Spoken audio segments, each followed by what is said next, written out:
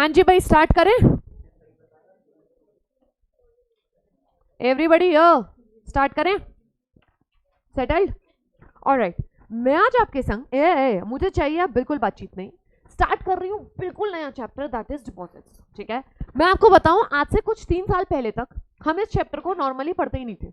हम इसे स्किप मार के चले जाते थे, चाहे सीए के बच्चे हो चाहे सीएस के बच्चे हो, एक आध क्लास लगाते थे and we were cool because this chapter was not coming in the exams. ठीक है, हाउएवर थोड़े सालों में बड़े बड़े लोग जब बड़ा बड़ा काम करते हैं तो हम जैसे छोटे लोगों को ये वाले चैप्टर्स पढ़ने पड़ते हैं। कह रहे मैम क्या हुआ, क्या ये तो बताओ। Deposit chapter was not important till 2014। In fact उसके बाद भी एक आध साल तक इसके रिगार्डिंग कोई बहुत टफ प्रोविजंस नहीं थे। टफ हमारे लिए आज भी नहीं है, टफ तो कंपनीज के लिए है। ठीक है, पहले का बैकग्राउंड समझते हैं, बेस समझते हैं, डिपॉजिट होता क्या है वो समझते हैं, और फिर मैं इस चैप्टर में आगे बढ़ूंगी। ठीक है, what happened, Sahara, if you know, Sahara TV के मालिक सुब्रत रॉय ने खतरनाक फ्रॉड मारा, खतरनाक। आपके विजय माल्या का जो केस है वो अलग केस है, आपका नीरव मोदी का केस है वो बैंक से रिलेटेड केस है, लोन से रिलेटेड केस है। आपका हर्षद मेहता वाला जो केस था वो अगेन बैंक के लोन से रिलेटेड केस था, एसबीआई से 500 करोड़ का लफड़ा था। बट ये वाला जो सहारा वाला जो केस आया ये बिल्कुल डिफरेंट हुआ। इन्होंने क्या किया, आम आदमी से, आप जैसे भोले भाले लोगों से कुछ 20,000 रुपए पर पर्सन के हिसाब से लिए।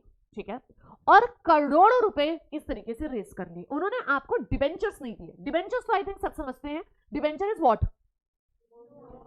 Is a loan, right, taken from the public. जो आप बचपन से पढ़ रहे हो, आप मेनली 3 चीजें पढ़ रहे हो, इक्विटी, प्रेफरेंस और डिबेंचर्स। उसके बाद आपने बैंक के लोन वगैरह पढ़े, मैंने एक चैप्टर आपको चार्जेस पढ़ाया कि सिक्योर्ड कैसे होते हैं लोन्स वगैरह and so on, right. But आपने डिपॉजिट वर्ड कभी नहीं सुना कि यार डिपॉजिट क्या चीज होती है। तो सहारा वालों ने क्या किया, ये आम लोगों से डिपॉजिट लिए एंड इसमें करी कर्रा घपलाबाजी। They ran away with the entire amount of the public. आप समझना, हर्षद मेहता के केस में सिर्फ एसबीआई और पीएनबी फंसे, आपके बाकी केसेस में नीरव मोदी वगैरह के केस में भी बैंक्स फंसे, बट सहारा के चक्कर में आम आदमी का विश्वास डगमगा गया। पीपल गॉट स्कैर्ड कि अगर कंपनीज हमसे इस डिपॉजिट की कैटेगरी में पैसा लेगी और ऐसे भाग जाएगी और कोई रोकने वाला नहीं होगा तो यार हमें तो करोड़ों का नुकसान होएगा। डिबेंचर्स में ऐसा होता नहीं है। डिबेंचर्स के लिए प्रोविजंस बहुत स्ट्रिक्ट है। जो लोग डिबेंचर्स पढ़ चुके हैं वो जानते हैं कि डिबेंचर ट्रस्टी का अपॉइंटमेंट होता है, डिबेंचर्स नॉर्मली सिक्योर्ड होते हैं, 10 साल के लिए नॉर्मली इश्यू करे जाते हैं and so on. So you know debentures के लिए प्रोविजंस कर रहे हैं, बट डिपॉजिट के लिए कुछ था ही नहीं यार। हम ये चैप्टर क्यों नहीं पढ़ते थे, बिकॉज चैप्टर में कुछ था ही नहीं, we had nothing to do about it. So then what happened eventually in Companies Act 2013, they brought भर भर के amendments and they said अब डिपॉजिट्स का जो दर्जा है ना वो बिल्कुल डिबेंचर्स के लेवल पे लेके जाओ यार, ऐसे लेवल पे लेके जाओ डिपॉजिट्स को कि आदमी, कंपनी बेसिकली जब डिपॉजिट्स दे आम आदमी को तो घबराए, और ऐसा ना हो कि सारी की सारी पब्लिक इन्वॉल्व हो जाए। पब्लिक पर भी रिस्ट्रिक्शंस रहेंगे, पब्लिक को नॉर्मली आप डिपॉजिट्स नहीं दे सकते हो। एक लाइन तो आप बचपन से पढ़ रहे हो, private company can not accept deposits from public. ये लाइन पढ़ी थी ना, आज तक काम में नहीं आई थी, इस चैप्टर में काम आएगी। ये लाइन मैं दोबारा रिपीट कर रही हूं, private companies can not accept deposits from public, और इसमें एक लाइन और ऐड कर दे रही हूं, normally not even a public company can accept deposits from public. आपने कहा ओ माय गॉड, तो फिर ये डिपॉजिट्स एक्सेप्ट किससे करेंगी? प्राइवेट, पब्लिक, ये दोनों एक्सेप्ट करेंगे अपने मेंबर से, सिर्फ मेंबर से। और इसके अलावा कुछ जो बहुत बड़ी कंपनीज होंगी, मैं आपको करवाऊंगी, वो पब्लिक की बड़ी वैरायटी की कंपनी, सिर्फ वो एक्सेप्ट करेंगी पब्लिक से। यानी अगर एक क्राइटेरिया देखा जाए तो बहुत लिमिटेड कंपनीज बची हैं जो पब्लिक, आम आदमी से पैसा रेज करेंगी। अब कोई छोटी मोटी कंपनीज रेज नहीं कर सकती। कह रहे मैं बड़ी कंपनी मतलब जिनका टर्नओवर कुछ 500 करोड़ के आसपास हो, उन कंपनीज को हम अलाउ कर रहे हैं कि जाओ यार कर लो तुम इस काम। बट ऐसा नहीं है कि तुम कितना भी रेज कर लो, हर टाइप की कंपनी पे अलग अलग टाइप की रिस्ट्रिक्शंस है कि आप इतना रेज कर सकते हो, आप इतना रेज कर सकते हो, आप इतना रेज कर सकते हो। तो आपने कहा मैम ओके। सो इस चैप्टर को मैं आपके संग डिवाइड करूंगी इन 3 पार्ट्स। आप मेरी बात सुनिएगा, this chapter is very important, very important. You don't believe in me, कह रहे मैम नहीं नहीं हमने मान लिया, नहीं नहीं मत मानो, कह रहे नहीं नहीं मैम हमने मान लिया, नहीं नहीं मत मानो, कोई बात नहीं है।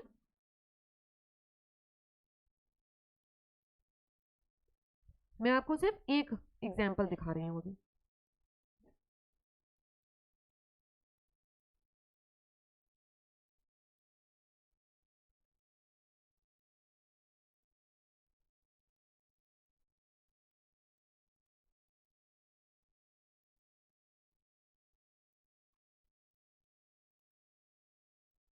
ये देखिए, इतना बड़ा न्यूमेरिकल 6 नंबर का भाई साहब आ गया था। It was a new question all together. बच्चे कर ले गए थे, बच्चे कर ले गए थे, क्वेश्चन मुश्किल नहीं था, बस पहली बार इस पे न्यूमेरिकल बन के आ गया। नहीं तो आप सोचिए ये चैप्टर में जो कह रही हूँ 3 साल पहले तक बच्चा पढ़ता नहीं था, उस पर ये प्लान ए और प्लान बी का ऑप्शन दे रहे हैं। Imagine they have started asking numericals in this question, और ये हर अटेम्प्ट कब हो गया है, सीएस में भी सीए में भी। तो 6 नंबर के आसपास का आप टारगेट मान के चलिए कि इस वाले चैप्टर में से आएगा। और आप लोग की पुरानी बुक्स में सीए वालों की बुक्स में मैंने ये चैप्टर दिया हुआ था, आप उसको वहां से काट दीजिए, हमें नहीं करना। मैंने आपको लेटेस्ट ही नोट्स दिए और आप लोगों के पास तो ये नोट्स आ ही गए हैं नए सीएस वालों के पास। ठीक बात है। सुनिए सुनिए सुनिए, मैंने इस चैप्टर को सिस्टमैटिकली 3 पार्ट्स में डिवाइड किया है, and you need to be with me very step by step. जहां जिस स्टेप पे आप अटको प्लीज आस्क मी, क्योंकि अगर आप इस चैप्टर को ना बुक के तरीके से पढ़ना स्टार्ट करोगे आप पागल हो जाओगे। जब तक हम इसको एक सेगमेंट ये फिर ये नहीं करते हैं, आपके भेजे में बात नहीं जाएगी। राइट। सो मैम डिवाइड कैसे किया है, मेरा आपसे पहला सवाल रहेगा, जो मैं पहला टॉपिक आपको कराऊंगी, that is what is a deposit. And इसमें बिल्कुल डॉर्मेंट कंपनी जैसा हिसाब किताब है। सवाल ये नहीं है व्हाट इज अ डिपॉजिट, सवाल ये है what is not a deposit. ठीक है। तो फर्स्ट सेगमेंट हमारा हुआ ये, जिसमें क्वेश्चन आता है, और इसमें से सीएस में बहुत क्वेश्चन आता है, बहुत क्वेश्चन आता है। ठीक है, टॉपिक वाइज क्वेश्चन आता है। एंड सेकंड वाला जो हम सेगमेंट करेंगे वो सेगमेंट है आपकी कौन सी कंपनी कितना परसेंटेज ऑफ डिपॉजिट्स रेज कर सकती है, यानी गवर्नमेंट कंपनी कितना करेगी, प्राइवेट कितना करेगी, पब्लिक कितना करेगी, ये स्टार्टअप कंपनीज जो होंगी वो कितना करेंगी, and so on. Right. And third segment आएगा हमारा मिसलेनियस, बिल्कुल बेसिक्स, जिसमें मैं आपको डिपॉजिट, ट्रस्टी और ये सब बातें बताऊंगी। ठीक है। So we are going to have this entire conversation in how many parts, 3 parts. Are you all together with me? आपको बात समझ में आनी स्टार्ट हुई है, चैप्टर की इंपॉर्टेंस समझ में आ रही है, और एग्जाम में आ रहा है। So we are very alert about this. Right, ready, start करें। आप बिल्कुल लेमैन लैंग्वेज में ट्राई करो, मत पढ़ो कुछ, आपको कुछ नहीं पता। What do you think is a deposit? आपके हिसाब से डिपॉजिट क्या है? पब्लिक के द्वारा जमा कराया हुआ कुछ पैसा। ठीक है, मैं इसको बेटर कर दूं, पब्लिक और मेंबर्स के द्वारा जमा कराया हुआ पैसा। करेक्ट है। मेरा आपसे दूसरा सवाल, क्या ये लोन है या ये शेयर्स की कैटेगरी में जाएगा? डिफरेंस समझने का बड़ा आसान तरीका है। क्या मैं डिविडेंड दूंगी आपको लगता है, या आपको लगता है मैं इस पे इंटरेस्ट दूंगी? Interest. That means can I simply say in a layman language that deposit is a loan which is taken by a company either through members or through public as the case may be. Second line क्या आपको समझ में आती है? सुने, it can be secured or unsecured. What is the meaning of the same? Simple है, simple. Secured है यानी असेट्स मॉर्गेज में है, और अनसिक्योर्ड है तो असेट्स मॉर्गेज में नहीं है। कैन आई से सिक्योर्ड है तो चार्ज क्रिएट होगा, और अगर मैं कह रही हूं चार्ज क्रिएट होगा तो क्या सेक्शन 77 लगेगा? यस और नो? यस। अगर 77 लग रहा है तो क्या 30 डेज में चार्ज क्रिएट होगा? यस। कौन सी फीस पे करोगे आप? बेसिक। अगर आपने लेट कर दिया तो फिर कौन सी पे करोगे? एडिशनल। और अगर और लेट कर दिया तो आपने एड वैलोरम। याद आता है अपने को? यहां एक ट्विस्ट है, आप डिबेंचर्स में ये कहते हो या कोई भी और लोन में ये कहते हो that it can be taken on tangible assets as well as on intangible assets. Please tell me the difference between tangible and intangible. Intangible are like goodwill, IPR, etc. बोलो हाँ या ना? Listen to me very carefully. After the amendment, deposits can be taken on tangible assets only. 2 type के deposits है अभी भी।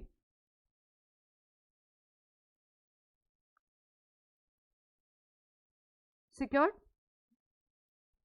Unsecured. Secured में क्या क्रिएट होएगा? सेक्शन 77, बट ओनली ऑन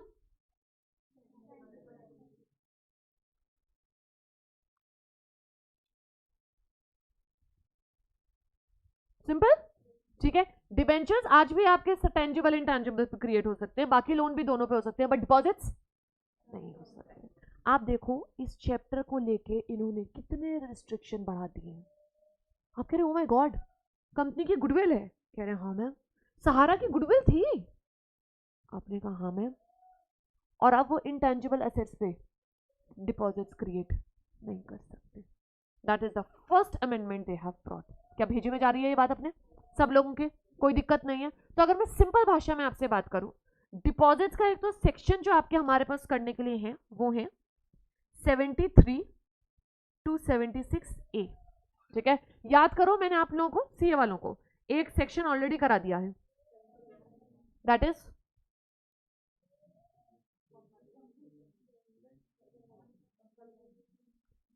जिंदगी मौत ना बन जाए सवालो यारो। कौन सा सेक्शन है? 71। पढ़ नहीं रहे हो तुम, पढ़ नहीं रहे हो। 72 क्या है? नालायकों, सिलेबस में ही नहीं है। 73 to 76 एक डिपॉजिट है, और उसके बाद फिर ये तो सबको आता होगा, ठीक है। We are good with this. आगे बढ़ूं मैं आपके साथ। डिपॉजिट की अगर मैं बात करूं तो इन्होंने सिंपली एक ये वाहिया डेफिनेशन दी है कि deposit means any receipt of money by a company by way of, कहने डिपॉजिट क्या है? डिपॉजिट है, आप समझो ना, deposit is a very common word we use. आप नहीं कहते बैंक में जाकर डिपॉजिट कराए, तो हमने कहा डिपॉजिट के रूप में ले लिया, लोन के रूप में ले लिया, और इन एनी अदर फॉर्म में ले लिया। आपने कहा ये तो है भैया डेफिनेशन, इसका हमें कुछ करना नहीं है, ठीक है। Now comes an important question कि भाई साहब डिपॉजिट तो हमने ये कह दिया कि ये डिपॉजिट है, पर फिर ये कैटेगराइज कर लेते हैं कि what is not a deposit. आप समझो, आप समझो, कोई अमाउंट आपके सामने आया, ठीक है, मैंने आपसे कहा डिबेंचर्स आए सॉरी, डिबेंचर्स इशू करे हैं मैंने, please tell me is it a deposit? नहीं, क्यों? क्यों? बात समझो है, बहुत सिंपल बात करूंगी। जिसको मैंने डिबेंचर्स की कैटेगरी में इशू किया है, जिसको सेक्शन 71 में इशू करा है, मैं उसके ऊपर डिपॉजिट के प्रोविजन क्यों लगाऊंगी? आप समझो ना, जब शेयर्स के प्रोविजन लग रहे थे तो 43 लगता था, डिबेंचर्स के प्रोविजन लगे तो 71 लगेगा। अब मुझे पहले तो ये आइडेंटिफाई करना है कि ये है कि नहीं है डिपॉजिट। अगर होगा तो ये सेक्शंस लगाऊंगी, अगर ये नहीं होगा तो नहीं लगाऊंगी, सिंपल है ना। तो डिबेंचर्स हैं तो फिर वो डिपॉजिट नहीं है। अगला एग्जांपल आपको देती हूँ, लोन लिया है बैंक ऑफ फाइनेंशियल इंस्टीट्यूशन से, तो डू यू थिंक वो डिपॉजिट की कैटेगरी में आएगा? नो, उसके ऊपर अलग प्रोविजन लगेंगे। अगला एग्जांपल लो, इक्विटी और प्रेफरेंस इशू करें, तो मैंने शेयर्स अलॉट कर दिए, आप मुझे बताइएगा क्या ये डिपॉजिट है? नहीं। अगला एग्जांपल देती हूँ, मेरे प्रमोटर ने पैसा लगाया है बिगनिंग में, कंट्रीब्यूशन, प्रमोटर्स का कंट्रीब्यूशन है, डू यू थिंक वो डिपॉजिट होगा? No no no no. अगला एग्जांपल लो, मैंने आपसे कहा मेरे को गवर्नमेंट ने सब्सिडी दी है, सब्सिडी समझते हैं ना, कुछ हाँ, सो वो क्या डिपॉजिट है? No, you are understanding. मेरा म्यूचुअल फंड का कुछ हिसाब किताब है, ठीक है, म्यूचुअल फंड में पैसे आए हैं, मेरी म्यूचुअल फंड कंपनी है, म्यूचुअल फंड में पैसे आए हैं, डू यू थिंक वो डिपॉजिट है? नो, वो डिपॉजिट क्यों होगा? वो म्यूचुअल फंड की कैटेगरी में जाएगा सेबी के। आप बात समझ रहे हो? हाँ जी, नहीं, प्रमोटर, मैं आपको वही समझा रही हूँ, हमने एक लिस्ट बना रखी है जिसमें हमने स्पेसिफिकली कहा है अंडर सेक्शन 73 कि ये वाले कैटेगरी की चीजें आपकी डिपॉजिट नहीं मानी जाएंगी, नहीं मानी जाएंगी। प्रमोटर के ऊपर भी कंडीशंस हैं, मैं भी आपको कराऊंगी। तो अगर वो कंडीशंस फुलफिल होंगी तो प्रमोटर का पैसा डिपॉजिट नहीं है, अगर वो कंडीशंस फुलफिल नहीं होंगी, ब्रीच होती हैं, तो प्रमोटर का पैसा डिपॉजिट है। नाउ अंडरस्टैंड, पहले तो हमें यह समझना पड़ेगा कि कोई अमाउंट डिपॉजिट है या नहीं है, क्यों, लॉजिक समझिए, तभी तो मैं सेक्शन 73 ऑनवर्ड्स अप्लाई करूंगी डिपॉजिट्स के प्रोविजन। अगर मैंने पहले देखते ही कह दिया कि ये चीज डिपॉजिट है ही नहीं, तो फिर ये चैप्टर के प्रोविजन क्यों लगेंगे? आप लॉजिक समझो, अगर मैं डिविडेंड नहीं बांटती हूं ठीक है, मैं डिविडेंड नहीं बांटती हूँ, तो क्या डिविडेंड चैप्टर के प्रोविजंस लगेंगे? बोलो ना, नहीं। अगर मेरे यहाँ ऑडिटर की रिक्वायरमेंट ही नहीं है, मेरे यहाँ ऑडिटर लेट से है ही नहीं, तो क्या मेरे ऊपर ऑडिटर चैप्टर लगेगा? नहीं। बट आपको ये समझना पड़ेगा कि ऑडिटर कहाँ लगता है और कहाँ नहीं लगता। अब बात समझ रहे हो? तो हमने वो बात करी थी कौन सी कंपनीज में हर 5 साल में रोटेशन है और कौन सी में नहीं है। मैं सीए वाले बच्चों से बात कर रही हूँ। तो यू नीड टू अंडरस्टैंड कि आपके ऊपर कोई टॉपिक लगेगा या नहीं लगेगा इज द फर्स्ट थिंग। मैंने कहा अब कंपनी के लोग तो भगे आ जाते हैं, फिर हमने ऐसे लोन लिया बैंक से, क्या ये डिपॉजिट है भाई साहब? आपने कहा नहीं, ये रही लिस्ट, इसमें ये आपका डिपॉजिट नहीं माना जाता। अगर आज कंपनी दौड़ते कह रहे हम म्यूचुअल फंड वाले हैं, हम लोगों से पैसा लेते रहते हैं म्यूचुअल फंड के नाम पे, तो क्या हमारा ये डिपॉजिट है? हमने कहा नहीं, कंपनीज एक्ट में ये डिपॉजिट नहीं माना गया है। You are understanding what I am trying to say कि इन्होंने एक कैटेगरी बना रखी है। बिकॉज देखो, डिपॉजिट की कोई डेफिनेशन नहीं है, तो जब डेफिनेशन नहीं है तमीज की, तो अब हमें ये छांटना पड़ेगा कि क्या डिपॉजिट नहीं है, और जो चीजें डिपॉजिट नहीं है उसके अलावा जो बची हुई वो क्या मान ली जाएंगी आपकी डिपॉजिट। पहले तो ये बात आप क्लियर करें।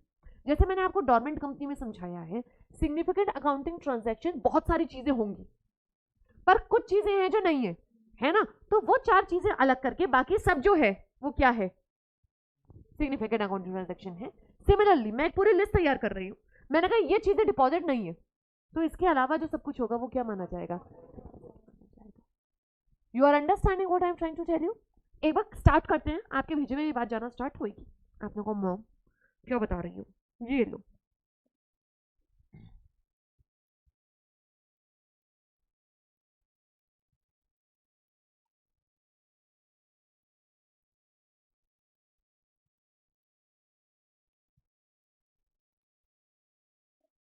ये देखिए जी, मैंने आपके लिए एक शॉर्टकट तैयार कर रखा है।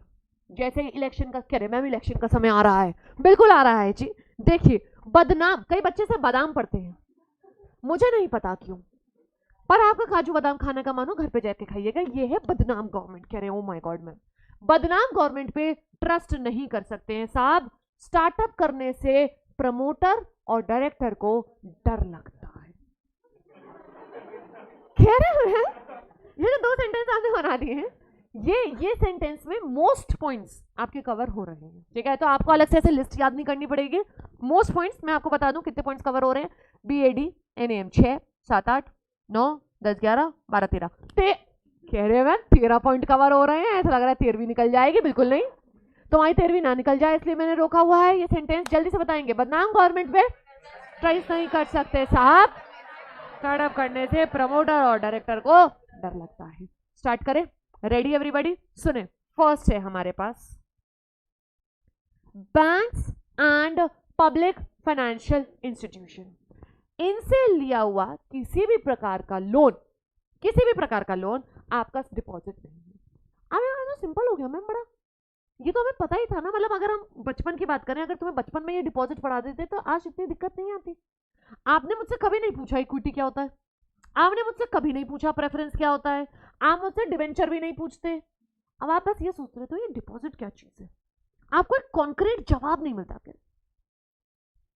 मैं आपको इससे रिलेटेड एक स्टोरी बताती हूँ। You know, for years together somebody used to ask me तुमको कैसा लड़का चाहिए। I had no answer. I practically had no answer कि कैसा लड़का। और मैं बड़ी वाहियात बातें बताया करती थी, मैं आपको सही बताऊं, बहुत वाहियात। जैसे आप किसी ने पूछ लिया तो अपनी इज्जत तो रखनी है, क्योंकि अगला आदमी ये ना सोचे शायद मुझे चाहिए ना हो। तो मैंने कहा कि मतलब प्रोस्पेक्ट नहीं जाना चाहिए, तो मैं हमेशा ऐसे कहती थी कि लंबा होना चाहिए, 6 फुट 2-3 इंच का तो होना चाहिए, because I am very tall, ठीक है ना। एंड फिर मैं सोचती थी कि फिर अब क्या बोलूँ, फिर अगर गोरा काला बोल दो तो फिर आदमी जज कर जाएगा। मैंने कहा नहीं, सही एजुकेटेड होना चाहिए, ठीक है ना। और मेरा एक क्राइटेरिया था कि सीए हाँ चल जाएगा, नहीं भी होगा तो भी कोई दिक्कत नहीं है। इस तरीके से मेरे कुछ क्राइटेरिया थे, ठीक है। ऐसे क्राइटेरिया पे अगर आप मुझे प्रैक्टिकली बताइएगा मैं दुनिया में निकलने ढूंढूं। अब फिर आप कई लोगों से टकराते हो, तो अब फिर मैंने क्या करना स्टार्ट किया, मैंने एक लिस्ट बनानी तैयार करी अपने दिमाग में, ठीक है ना। फोन हमारे पास होते नहीं थे, और कहीं पेपर में बनाए थे तो मम्मी से पिटती, सिंपल हिसाब था कि अच्छा। तो मैंने क्या किया, मैंने अपने दिमाग में एक लिस्ट बनानी, मैं ये करती गई कि मुझे क्या क्या चीजें नहीं चाहिए। I started making that list, right. और वो लिस्ट मैंने बनाने की स्टार्ट की, वो बनती चली गई। मैंने कहा ये वाला तो बिल्कुल नहीं चाहिए, ये तो बहुत दिक्कत की बात है भाई साहब, ये तो झंझट है। एक एक जना मिला, ही प्रपोज मी, ठीक है, मैंने उसे किस बेसिस पे रिजेक्ट किया मैं आपको ऑनेस्ट बता रही हूँ भाई। बंदे ने बोला बल्ब और कह रहा हमारे घर के सामने नवनी बहुत बड़ा पार्क है। मैंने कहा चाचे पार्क में जाके अकेले वॉक कर लेना, मैं तो नहीं चलूंगी तुम्हारे संग, कतई नहीं चलूंगी है। इस वाले को तो मैंने इस बेसिस पे रिजेक्ट मारा, ठीक है। एक जने को रिजेक्ट किया क्योंकि उसने लाइक काइंड ऑफ चीटिंग, मुझसे ही नंबर मांग रहा है दूसरी लड़की का, कह रहा मेरे फ्रेंड के लिए चाहिए। मैं भी बेवकूफ एक नंबर की, मुझे जेन्युइनली लगा, मैंने कहा नहीं इसको तो वाकई में किसी दोस्त के लिए चाहिए होगा। शादी की फोटो देखी मैंने उनकी, मैं बेड़ा गर्क, ठीक है। मैंने कहा तो यानी चीटिंग वाला हिसाब किताब तो बिल्कुल नहीं होना चाहिए, ठीक है।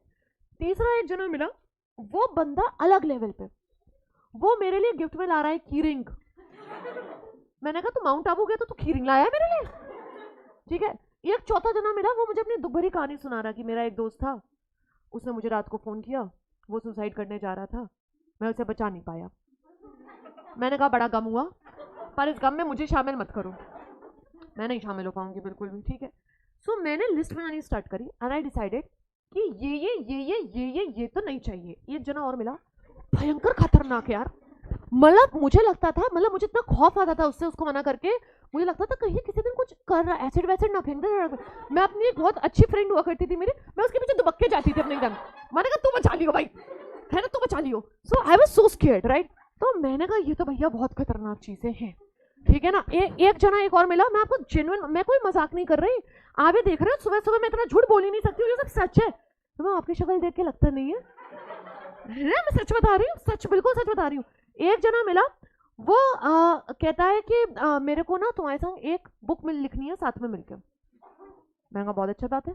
मैंने कहा पर अब ये बात दूसरे डायरेक्शन में जाने लगी है आपकी तरफ से, ये जो बातें जा रही हैं और आपके जो एक्शन है वो मैच नहीं कर रहे हैं आपके वर्ड्स को। मैंने कहा भैया बिल्कुल भग जाओ, बिल्कुल चले जाओ, कोई दिक्कत की बात नहीं है। एक जना मिला, कहता है कि you really need to look very tip top to meet my friends. मैंने कहा डूड मैं ऐसे ही दिखती हूँ, अब मैं क्या कर दूं, ठीक है ना। मैं क्या क्या मतलब एमकॉप पे बुला रहा है तो क्या एकदम हॉट ड्रेस पहन के आ जाऊं तेरे मिलने के लिए, जीन्स ही तो पहन के आएगा अगला आदमी, है ना। मैंने कहा ऐसे तो मेरे को मिलना नहीं है तेरे दोस्तों से नकली, ठीक है, तू भाड़ में जा, तेरे दोस्त भाड़ में जा। तो मैं लिस्ट बनाती चली गई, मैंने कहा अब इतनी लंबी लिस्ट बन गई है, अब तो लग ना रहा है कोई मिलेगा। एंड देन कहीं से ऑब्वियस बात है सर पर कट हुए, अब पता नहीं कैसे सब पे। मैंने कहा ये भी नहीं है इसमें तो वाह वाह, ये भी नहीं है वाह वाह, ये डरावना भी नहीं है बिल्कुल, ठीक है। मैंने कहा पार्क बोल के दिखाना जैसे सामने मैदान में होता है वो क्या होता है, तो वो सही बोला। मैंने कहा ये बदलना है, इसे क्या कहते हैं, यूं सही बोला सर ने बिल्कुल। मैंने कहा चलो ठीक है, दोस्तों से मिलाने के लिए कह रहे हैं, अरे बस दोस्तों से मिल ले तू, वो तू मतलब वो थोड़े झेलेबल नहीं है, तू मिल लेगी क्या। मैंने कहा वेरी गुड, कोई मुझसे एक्सपेक्ट नहीं कर रहा है, ठीक है ना। मैंने कहा बहुत बढ़िया। मैंने कहा तुमने कभी लड़ाई झगड़े करे हैं क्या, पागल है क्या, ये सब मैं करता नहीं हूँ, मुझे डर लगता है। मैं वेरी गुड, यानी ये बिल्कुल भी डराना नहीं है, उसको मैं छोड़ दो तो कोई दिक्कत है, आप समझिए। तो लिस्ट बनती चली गई, पर मैंने वो ओरिजिनल क्राइटेरिया वाला हटाया पहले तो। मैंने कहा लंबे लड़कों का क्या करना है। सो माय मॉम सेड, वो तुम कहती थी लंबे लड़के चाहिए, चलो। मैंने कहा क्या करेंगे लंबे लड़के, वो तो कोई क्राइटेरिया था ही नहीं, आप समझो। So what did I do, this is an honest thing, I made a list what is not required and then I found, अच्छा ठीक है सेम पैटर्न पे हम काम कर रहे हैं। मैंने आपसे कहा वापस आ जाओ, बैंक का लोन है, फाइनेंशियल इंस्टीट्यूशन ने आपको लोन दिया है, क्लाइंट आपके पास आ गया, हमने एसबीआई से 100 करोड़ का लोन लिया हुआ है, sir is it a deposit, और madam is it a deposit, what will you say, no it is not a deposit. इसके ऊपर अलग प्रोविजन लगेंगे सेक्शन 73 टू 76 से लगाने का जरूरत, गॉट माय पॉइंट। पहला बी से समझ में आता है।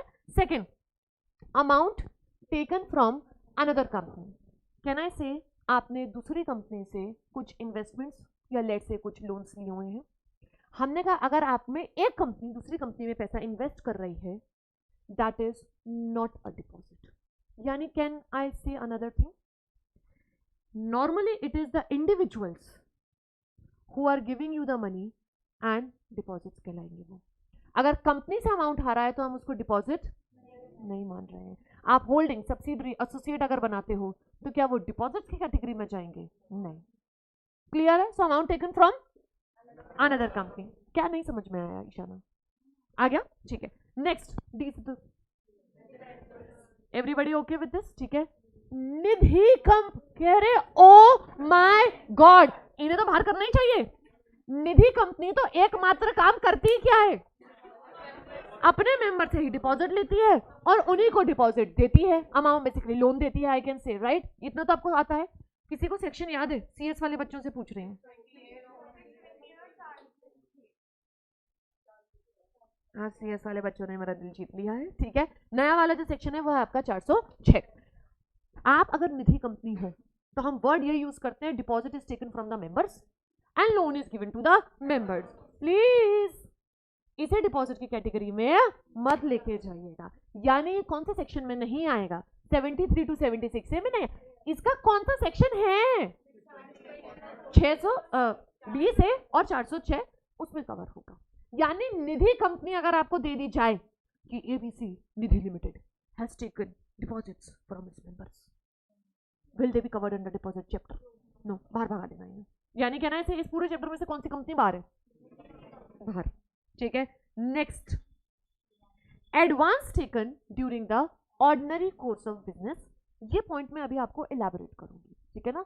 नॉर्मल जो आप एडवांस लेते हो, यू नो दिस मच कि हम करंट वर्किंग कैपिटल चाहिए होती है। What is current working capital? Day to day working. जैसे रॉ मटेरियल खरीदा तो रॉ मटेरियल आपने उधारी पे खरीदा होगा, और जब आप उसको फाइनल फिनिश प्रोडक्ट बना के बेचोगे तो उससे सेल्स होगी, पैसा आएगा, तो आप रॉ मटेरियल का पैसा चुकता कर दोगे, है ना। ये आता है ना, इतना बेसिक अकाउंट्स अपने को। तो वो वाले एडवांस के बारे में अभी अलग से बात करती हूँ, वो डिपॉजिट नहीं माना जाएगा।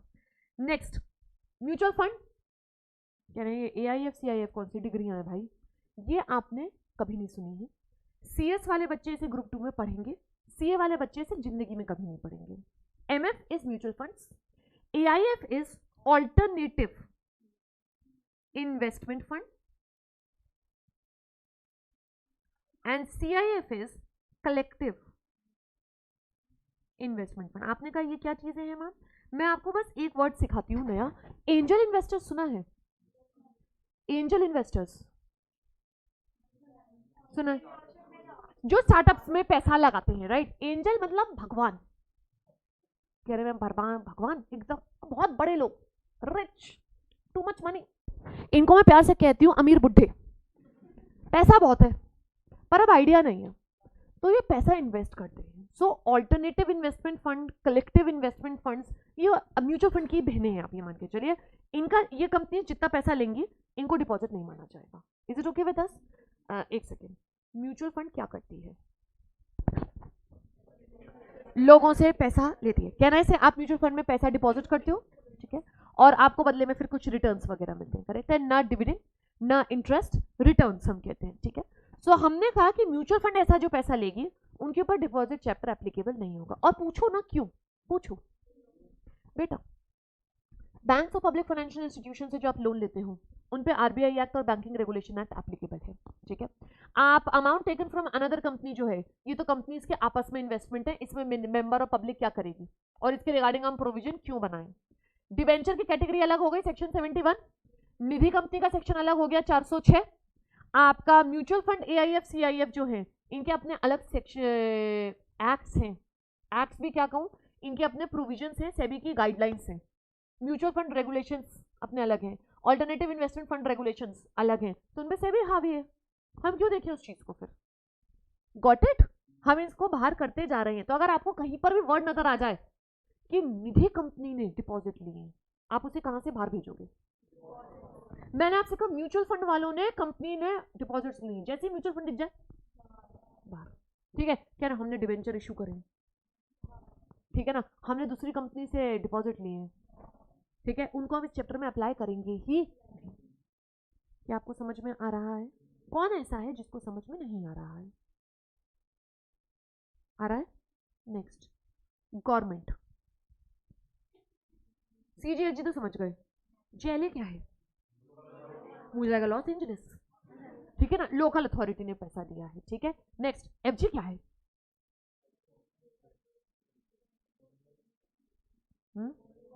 इट इज फॉरेन गवर्नमेंट, ठीक है। Central government, state government, local authority, foreign government.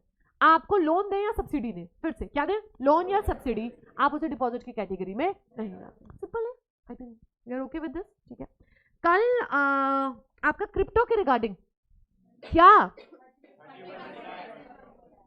बढ़िया चीज तो क्या ही है यार, आदमी जो बड़े अमीर बनने की सोच रहा था वो कोई बहुत फायदे की चीज नहीं है, बट एटलीस्ट इतना है कि क्रिप्टो के रेगुलेशन होने से अभी वो कम से कम हमारे यहाँ वैलिड चीज हो गई है, it's a legal tender, right. कितने लोगों ने आप में से या आपके घर वालों ने क्रिप्टो में पैसा लगाया हुआ है? लगाया तो था, निकाल लिया इतनी जल्दी? तो आपने डाउन में निकाल लिया, हल्का सा पड़ते ही आपने निकाल लिया। प्रिया कितना लगाया है? 60 लाख। इसे यहाँ से निकलने के बाद उठा लेना, ठीक है ना। हाँ, और कौन, किसी और ने लगाया है? लगाओ। If you have some money और if you have people around who want to invest, I suggest crypto में लगाओ, थोड़ा स्टडी करो क्रिप्टो के बारे में अच्छे से एंड डू इन्वेस्ट। हाँ, लॉन्ग टर्म के बेसिस पे लगेगा, ये शॉर्ट टर्म के हिसाब से नहीं है। मैं आपको बताऊं, थोड़ा टाइम पहले, कुछ 4 साल पहले के पहले मैंने सिप में लगाया था, ठीक है। मेरे सर ने दोनों ने साथ में सिप में लगाया। I am a very risk averse person and sir is like ये एकदम लगा के भूल जाते हैं, उन्हें कोई टेंशन नहीं है जिंदगी में। सो सिप जो थी वो आपकी सिप समझते हैं ना, सिस्टमैटिक इन्वेस्टमेंट प्लान, एंड वो भी म्यूचुअल फंड से थोड़ा रिलेटेड होता है, थोड़ा उसमें इक्विटी वगैरह में पैसा होता है। सो उस समय कुछ बीच में टाइम ऐसा आया जब सिप काफ़ी लो गई, ठीक है, थोड़ी सी हाई हुई, तो मैंने तो पैसे विड्रॉ कर लिया। मैंने कहा यार कोई बात नहीं है, जितना है उतना उतना लॉस नहीं होना चाहिए। सर को हम सब कहते रहे कि निकालो निकालो, नहीं निकाला भाई साहब। He got a very very good return, उनका कुछ 3 लाख का around 5,25,000 he got the return after 3 years and it was an amazing return when you withdrew. So the point is कि आपको इन सब चीजों में पैसा लंबे समय के लिए लगाना चाहिए। शॉर्ट टर्म के हिसाब से अगर आप लगा रहे हो तो that's risky affair, that's more of I say सट्टेबाजी rather than a proper planning, ठीक है ना। तो लगाओ तो पैसा लॉन्ग टर्म के लिए लगा के भूल जाओ, it is going to be helpful, this is my personal free CA advice to you, right. हाँ, नेक्स्ट आओ, ये अगले 2 पॉइंट तुम समझाओगे क्या है। शेयर्स तो यार पता ही है ना मैम, शेयर्स तो बाहर है। और ट्रस्ट, आपका ट्रस्ट क्या, ट्रस्ट क्या, trust is a kind of section 8 company, it's not a section 8 company, trust is covered under Indian Trust Act। तो ट्रस्ट में जब आप पैसा लगाते हो, ट्रस्ट में आप लोगों ने डिपॉजिट करे हुए हैं या ट्रस्ट ने आपके संग डिपॉजिट करे हैं, that's not considered as a deposit. CA वालों से बात कर रही हूँ। सेक्शन 19 कराया हुआ है lot, legal representative, old members और ट्रस्ट, ये वो वाला पॉइंट आएगा आपका, ठीक है, वो वाले ट्रस्ट है ये, ठीक है। तो हमने बात कर ली, बदनाम कर लिया पूरा, ठीक है। गवर्नमेंट कर लिया, गवर्नमेंट पे ट्रस्ट, ठीक है। एसई शेयर्स करवा दिया मैंने आपको। एम्प्लॉयज अभी कराती हूँ, ठहर जाओ। प्रमोटर आपको अभी कराती हूँ, ठहर जाओ। डायरेक्टर कराती हूँ, स्टार्टअप कराती हूँ, इनमें अभी मुझे थोड़ा सा टाइम लगेगा। और पहले मुझे इतना बताओ, ये पॉइंट्स क्लियर हो गए हैं हमें, we are good with this, ठीक है। जरा नोट्स निकालो आपके पास जो है, आप जरा पढ़ना स्टार्ट करें मेरे साथ। फर्स्ट पॉइंट पढ़ेंगे, what is a deposit, section 231। 230 में आते हैं आपके डिबेंचर्स, 231 में आते हैं डिपॉजिट्स।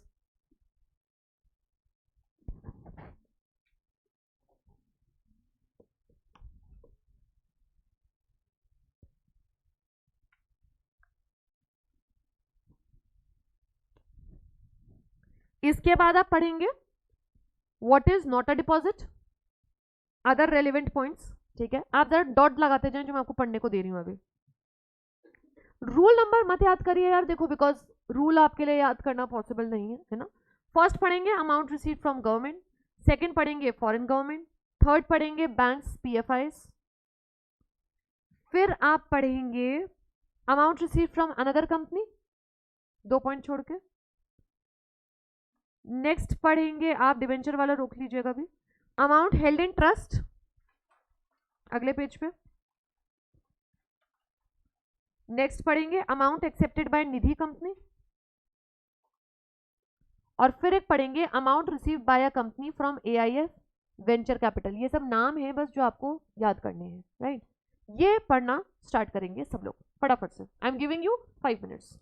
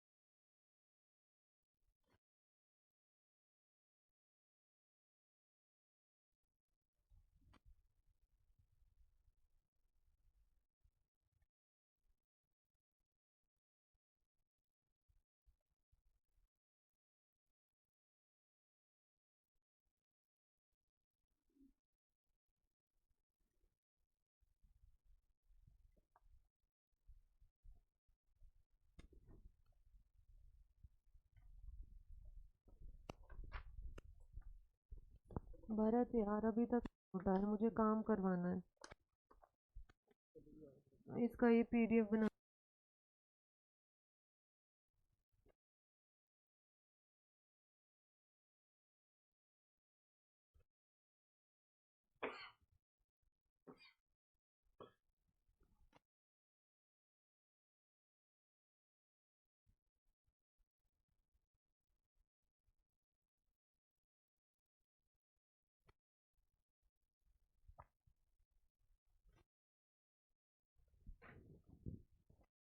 लाइट जो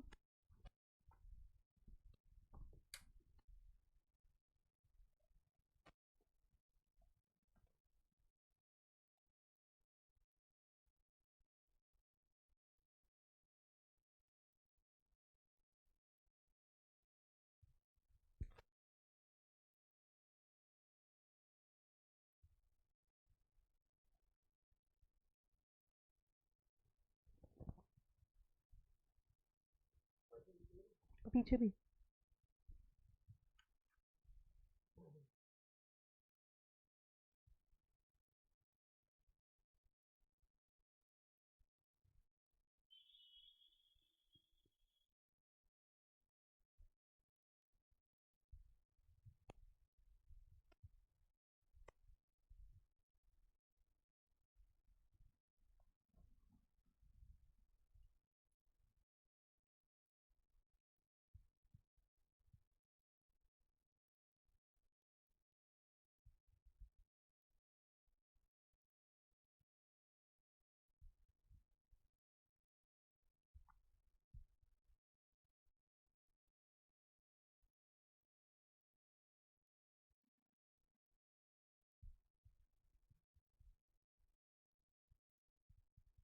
इसका नाम चेंज नहीं किया तूने?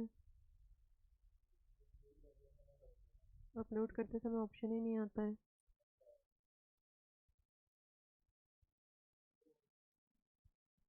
देख रहे हैं।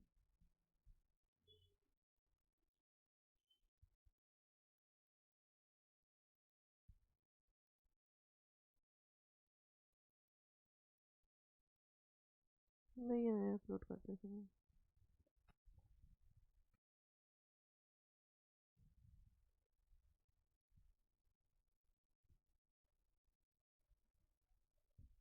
ऐसे ही कर देती हूँ।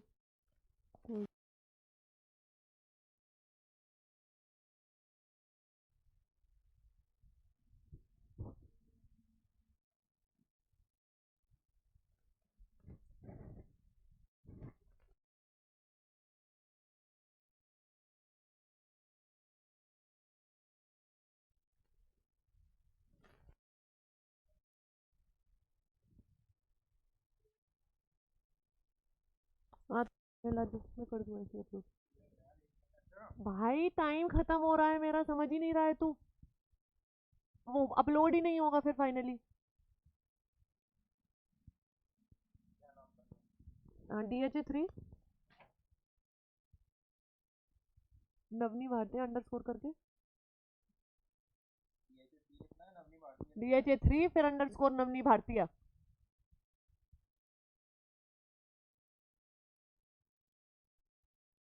और आज की डेट अंडरस्कोर करके फिर 2 Feb।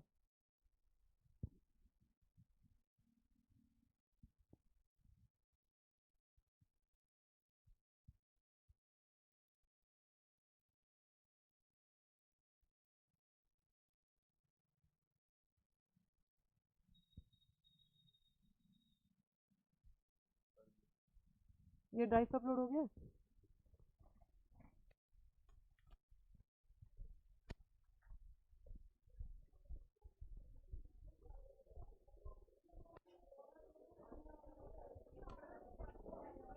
हाँ जी, रेड एवरीबॉडी, ठीक है आओ। हाँ जी, मैंने अभी कराया कहाँ भाई, पढ़ने को बोला ही नहीं था। चचे ठीक है, आप एक काम करें, तब तक 2 मिनट और ले लें एंड ये बना लें।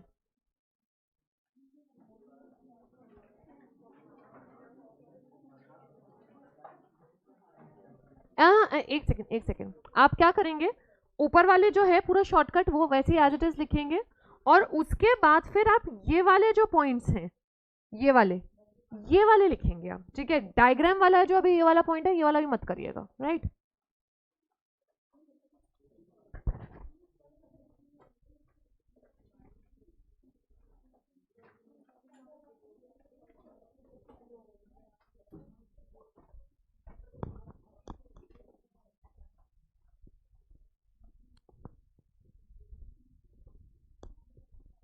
फटाफट बनाएंगे प्लीज।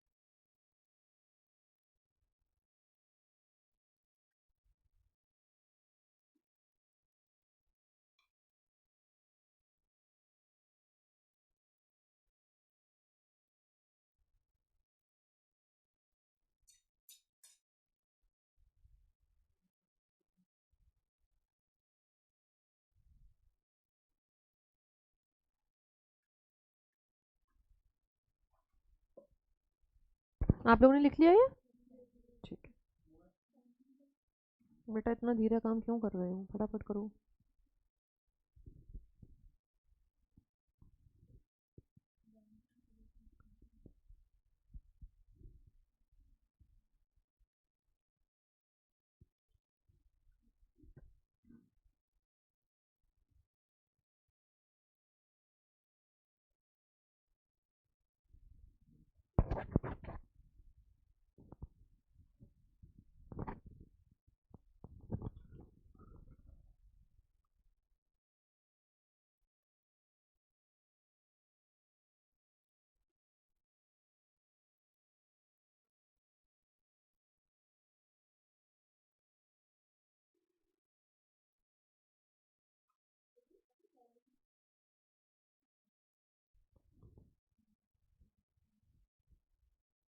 आगे की नंबरिंग चाहे तो मत करिएगा, ठीक है ना, वो नंबरिंग मैं आपको अलग से करवाऊंगी।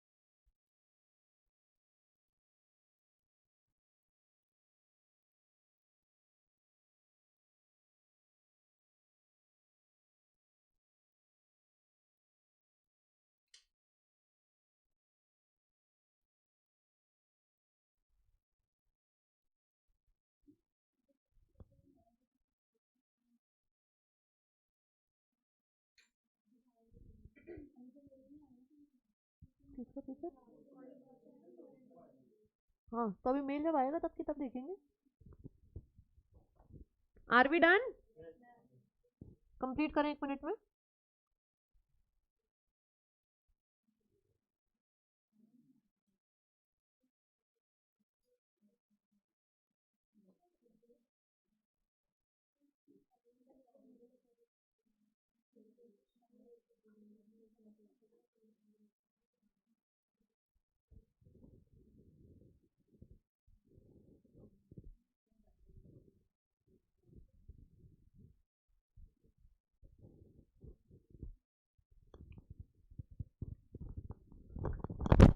डन।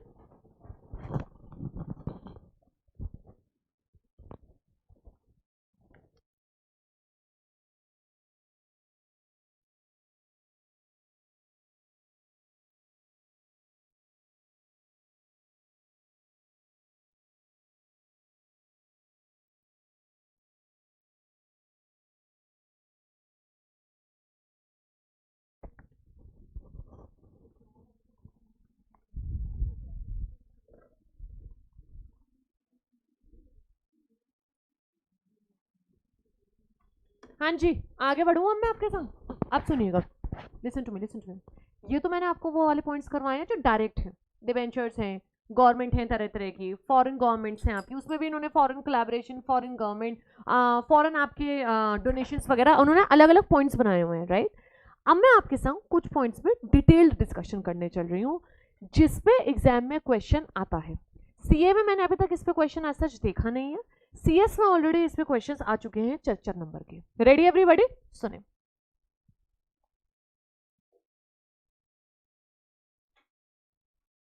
हम सबसे पहले तो एक ये आसान बात कर लेते हैं, ये amount received from the application money. Everybody together please tell me what do you mean by the word application money.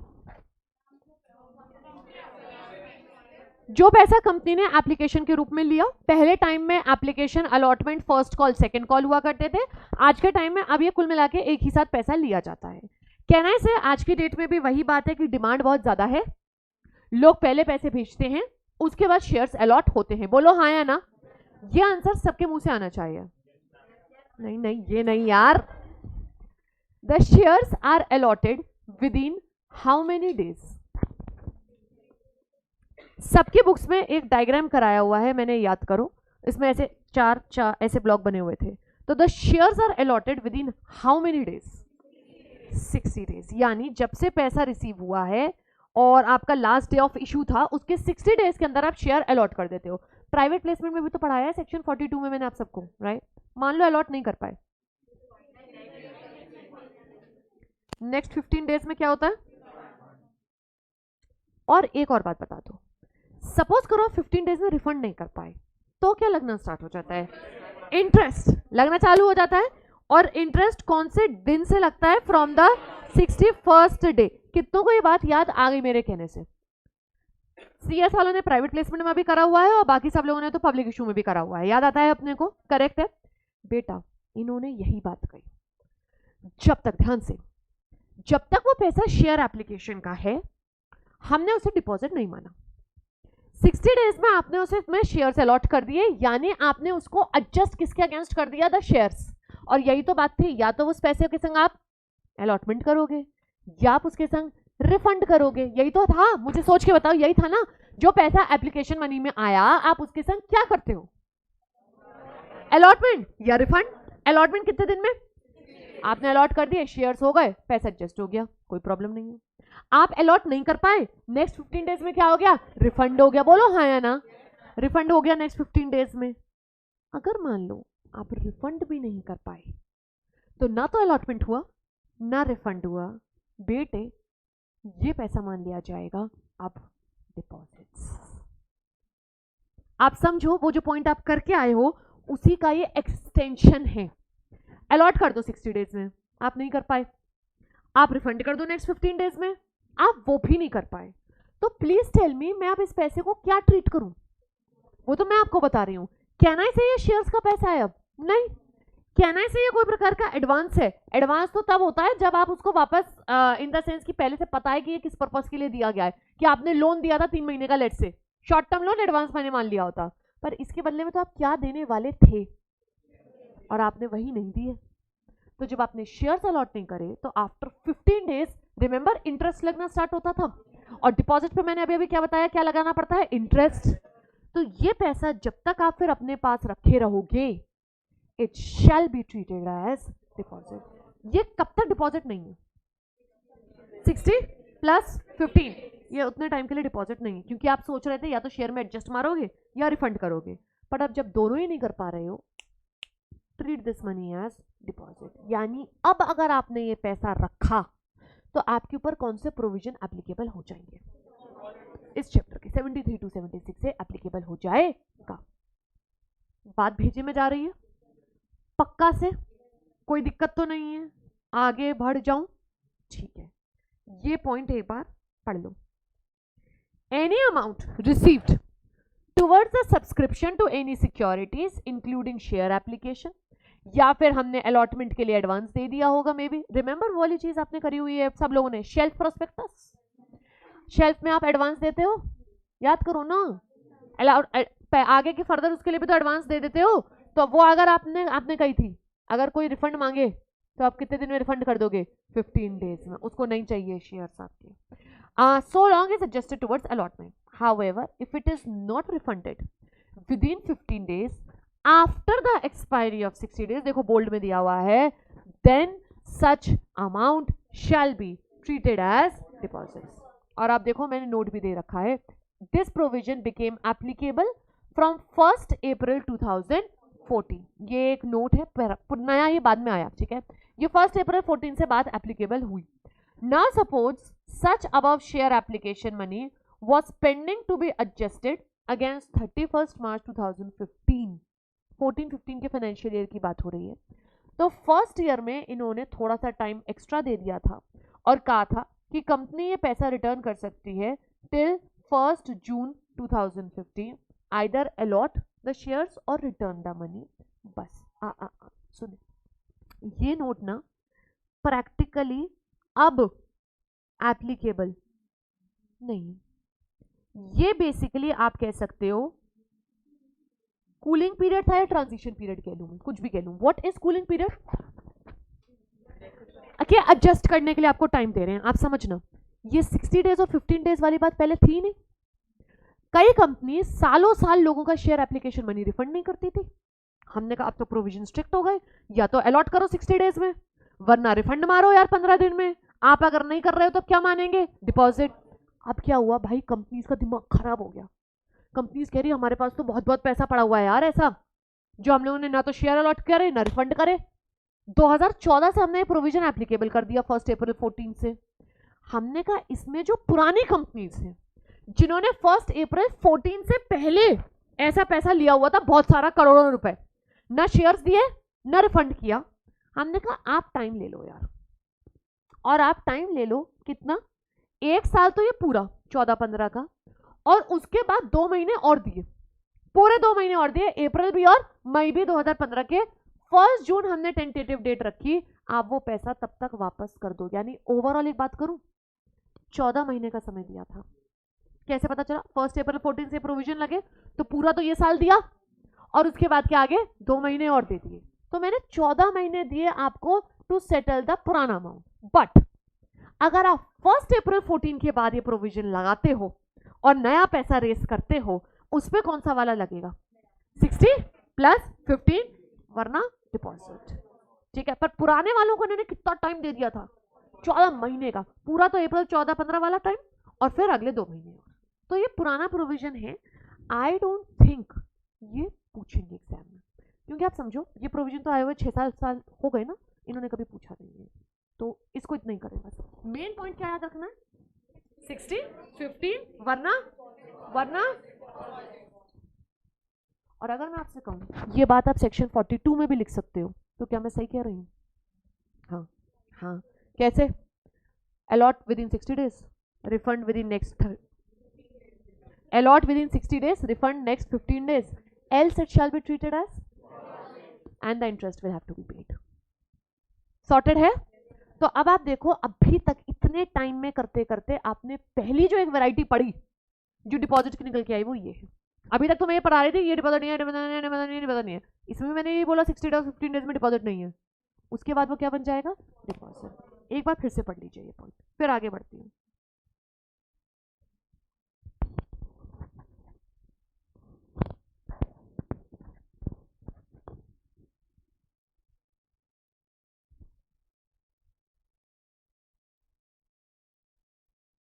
हाँ जी,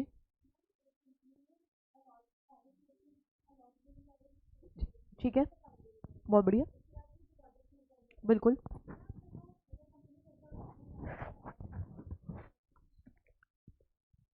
आप मुझे बताओ इसका आंसर क्या होना चाहिए। आपने जो क्वेश्चन पूछा है ये मैं सेक्शन 42 में करा चुकी हूँ। Till when you can not make the next allotment, जब तक आपका प्रायर वाला सेटल ना हो जाए, या तो इसे अलॉट मत करो या रिफंड करो। अलॉट का टाइम 60 डेज था, तो अब ये रिफंड ही होगा। अब अलॉटमेंट का कोई स्कोप नहीं है, तो ये पैसा रिफंड होगा, फिर नया शेयर अलॉटमेंट करना, फिर नया पूरा प्रोसेस होगा। ठीक है, और बताएं कोई डाउट? सिंपल। एक पॉइंट और ले रही हूं, उसके बाद कल कराऊंगी आपको मैं। ठीक है, एक सिंपल पॉइंट ले रही हूं, लोन या amount taken from the directors, यानी आपने कुछ पैसा कंपनी ने लिया, किससे? डायरेक्टर से। किससे? इसमें आया एक बड़ा झंझट, एक बहुत इंपॉर्टेंट बात, और एक लाइन में बात खत्म होगी बेटा। The loan taken from the directors in a private company is exempted. It is not a deposit. But the loan taken by the public companies from their directors shall be considered as deposits. ध्यान से समझिएगा, director और relative की बात देखिए। An amount received from a person was a director of the company या उनका relative. किसका? डायरेक्टर का relative. Who are the 10 relatives हमारे पास? Father, mother, brother, sister, spouse हो गए, son, daughter, son in law, daughter in law and HUF any. फिर से 10 पॉइंट रिपीट कर रही हूं। कौन सा हमारे रिलेटिव्स हैं? Father, mother, brother, sister, spouse, son, daughter, अरे यार, हाँ, son in law, daughter in law और HUF एनी। ये बात ठीक है अपने को। तो या तो डायरेक्टर या उनके रिश्तेदारों ने कंपनी को क्या दिया है? लोन। बट कौन सी कंपनी की बात हो रही है बेटे मेरे? प्राइवेट। यानी इसी से अंदाजा लगा लो, अगर पब्लिक कंपनी है, क्या है, तो डायरेक्टर्स का जो लोन दिया हुआ है कंपनी को, वो क्या माना जाएगा? और यही अगर प्राइवेट कंपनी है तो ये डिपॉजिट नहीं माना जाएगा। सिंपल है। फिर से, अगर प्राइवेट कंपनी है तो उनके डायरेक्टर्स और रिलेटिव्स का लोन डिपॉजिट नहीं है। आप समझो ना, उनको भी तो, प्राइवेट कंपनी को भी तो पैसों का रिक्वायरमेंट है, डिपॉजिट मान के उनको क्यों परेशान करना? बट किसके लिए माना जाएगा? पब्लिक कंपनी के लिए। हाँ, एक बात और है, प्राइवेट कंपनी में डिस्क्लोजर देना पड़ेगा कि हमने डायरेक्टर से ऐसे ऐसे पैसा लिया है, उनके रिश्तेदारों से पैसा लिया है, और ये डिपॉजिट ट्रीटमेंट नहीं है। ऐसा नहीं हुआ है कि कंपनी ने पहले उन्हें पैसा दिया हो फिर उन्होंने पैसा लौटाया, ऐसा कुछ नहीं है। उन्होंने अपनी तरफ से अपनी मर्जी से पैसा दिया। सिंपल सिंपल, बस एक डिस्क्लोजर करना है कि ये जो पैसा है वो किसका है? डायरेक्टर्स का या उनके रिश्तेदार का। कंपनी को उन्होंने थोड़े टाइम के लिए उधार पे दिया है, बट वो डिपॉजिट। क्या ये बात समझ में आती है? फिर से, डायरेक्टर्स और रिलेटिव्स का पैसा लोन के रूप में प्राइवेट कंपनी वो क्या नहीं है, पर किस कंपनी में वो डिपॉजिट है। इतनी बात ठीक रहेगी? ओके है? आप पढ़ लेंगे पॉइंट।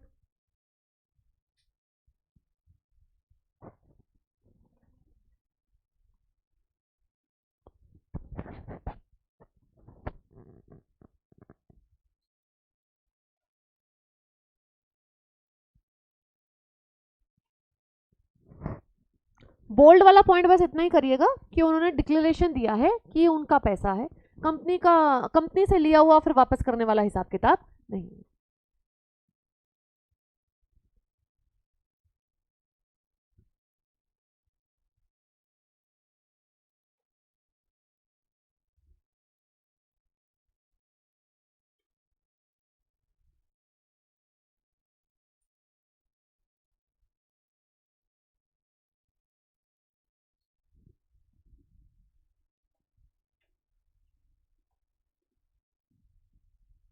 इतना समझ में आया? अब सुनिएगा, इसमें एक इंपॉर्टेंट लास्ट बात। इसमें हुई भयंकर लड़ाइयां। जब ये प्रोविजन आया दिमाग खराब हो गया। पब्लिक कंपनीज कह रही हैं यार, इससे पहले एक्चुअली मैं बताऊं क्या प्रोविजन था, जस्ट इससे पहले था कि डायरेक्टर्स वगैरह और उनके रिश्तेदारों से जो पैसा लिया जाता था उसको बिल्कुल ये फ्री में घुमा रहे होते थे। मतलब कंपनी इतना कर्रा फ्रॉड कर रही होती थी इस पैसों के संग कि भाई साहब इनको ही कंपनी ने इनको ही पैसे दे दिए, इनसे पैसे दिखा दिए कि हमने लोन के रूप में दिखा रखे हैं, सब नकली बातें चल रही होती थी।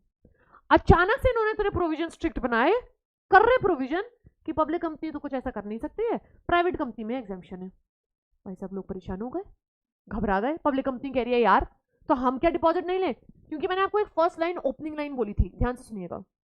मोस्ट पब्लिक कंपनीज भी मेंबर से ही पैसा ले सकती हैं डिपॉजिट्स में, पब्लिक में तो वो भी डील नहीं कर पा रही हैं। आपने कहा मैम फिर क्या करें? भयंकर लड़ाइयां हुई, भयंकर केस चले, आरओसी पे बार बार इनकी रिक्वेस्ट करी गई, फाइनली ट्रिब्यूनल का एक डिसीजन आया और इन्होंने एक भयंकर बात अगेन बोली, डरावनी बात, दिमाग खोल के बिल्कुल सुनिएगा प्लीज एवरीबॉडी, कतई घबराइएगा मत, ये डायग्राम से आपकी बात निकल आएगी। इन्होंने कहा following amounts shall not be deposits.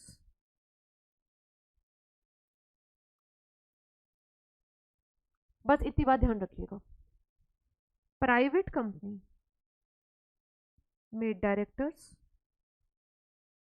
और रिलेटिव्स दोनों का loan,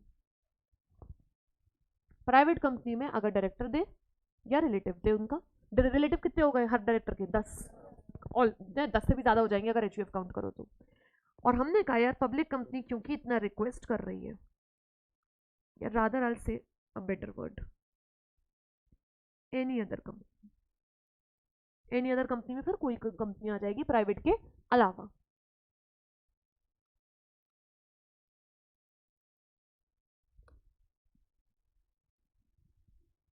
Then they brought this amendment and they said public company को भी बेनिफिट दो, पर पब्लिक कंपनी में आप किससे पैसा नहीं लोगे?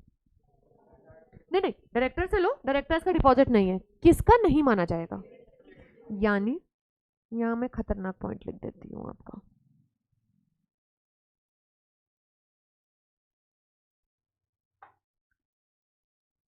हिंदी में बात करें, रेडियो सब लोग पहले आंसर दे देना फिर लिख लेना।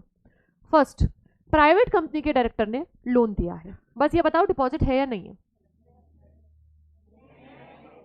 प्राइवेट कंपनी के डायरेक्टर ने डिपॉजिट दिया है, लोन दिया है? नहीं है। कौन बोला है? नहीं है, एग्जेम्पशन है ना। सेकंड, प्राइवेट कंपनी में डायरेक्टर्स के रिश्तेदारों ने लोन दिया है? नहीं। अगला, पब्लिक कंपनी में डायरेक्टर्स ने लोन दिया है?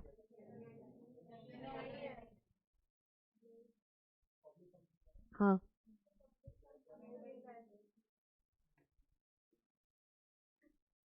क्या कंफ्यूजन है आप मुझे बताओ, ऊपर मैंने हेडिंग क्या डाली है ना? अमेंडमेंट आया कि डायरेक्टर्स अगर पब्लिक कंपनी में डिपॉजिट करते हैं, लोन देते हैं, वो डिपॉजिट नहीं है, ठीक है, बट अगर उनके रिश्तेदार दें तो डिपॉजिट है। फिर से बात करते हैं, एक बार फिर से बात करते हैं। प्राइवेट कंपनी में डायरेक्टर्स ने लोन दिया है, डिपॉजिट नहीं है, यानी उस पर ये प्रोविजन नहीं लगेंगे, राइट। प्राइवेट कंपनी में डायरेक्टर्स के रिश्तेदारों ने दिया है, नहीं है, कोई प्रॉब्लम नहीं है। थर्ड, पब्लिक कंपनी में डायरेक्टर्स ने लोन दिया है, नहीं है, ये तीनों ही नहीं है। आप देखो ना, डायरेक्टर्स तो किसी भी कंपनी में लोन दे, डिपॉजिट नहीं है, रिश्तेदार उनके प्राइवेट कंपनी में लोन दे, नहीं है, बट रिश्तेदार डायरेक्टर्स के पब्लिक कंपनी में अगर लोन दे तो फिर वो डिपॉजिट है। यानी अगर मैं कहूं ये और ये डिपॉजिट नहीं, और अगर ये लोग दें तो डिपॉजिट। ये लास्ट पॉइंट है जो मैं आज का करा रही हूं, आपके संग कल फिर से इसको डिस्कस करूंगी, चिंता मत करिएगा, थोड़ा सा पढ़ के आइएगा ये वाला टॉपिक, राइट। आप जब तक पढ़ोगे नहीं तब तक मजा आएगा नहीं इसमें।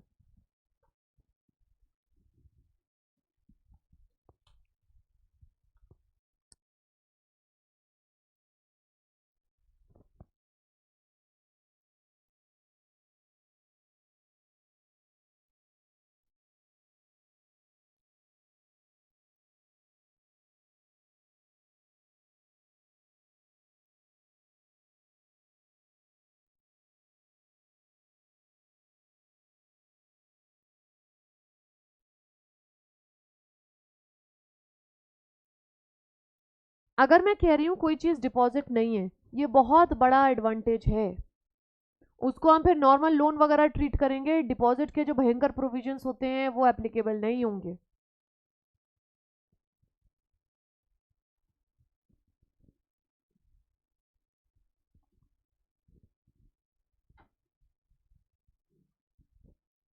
सबको ठीक है? बस आज के लिए हम यही रखते हैं।